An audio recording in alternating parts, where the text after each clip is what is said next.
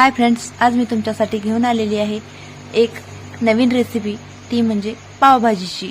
तर आज आपल्याला बनवायची आहे पावभाजी। त्यासाठी मी भाज्या घेतलेल्या आहेत कट करून। त्यामध्ये बीट घेतलेला आहे, बटाटा घेतलेला आहे, शिमला मिरची घेतलेली आहे, फुलगोबी घेतलेली आहे, वटाणे आणि कांदा आणि टमाटर एवढं सारे भाज्या ह्या ठिकाणी कट करून घेतलेल्या आहेत। आणि त्यानंतर एक आपण कुकर घेतलेला आहे, कुकरमध्ये पाणी टाकून घेतलेलं आहे। पाण्यामध्ये हळद आणि मीठ टाकून घेतली। त्यानंतर लगेचच आपण कट केलेल्या भाज्या ह्यामध्ये उकडायला घालायच्या आहेत। सर्व भाज्या यामध्ये आपण टाकून घेणार आहोत आणि फक्त कांदा आणि टमाटर हे आपण साईडला ठेवणार आहोत, कारण की त्याला आपल्याला फोडणी घालायची आहे।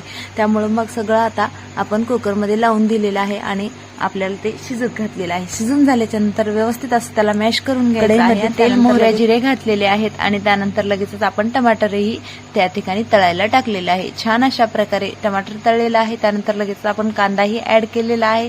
कांदा ऍड करून झाल्याच्या नंतर थोडा वेळ त्याला तळायला ठेवायचं आहे। छान असं तळलं की लगेच आपल्याला त्यानंतर हळदी पावडर आणि पावभाजी मसाला आणि लाल तिखट या ठिकाणी घालायचं आहे। छान असं मिक्स करून घ्यायचं आणि आपण ज्या शिजत घातलेल्या भाज्या होत्या त्याच ह्या ठिकाणी आपल्याला मसाल्यामध्ये सोडून द्यायच्या आहेत।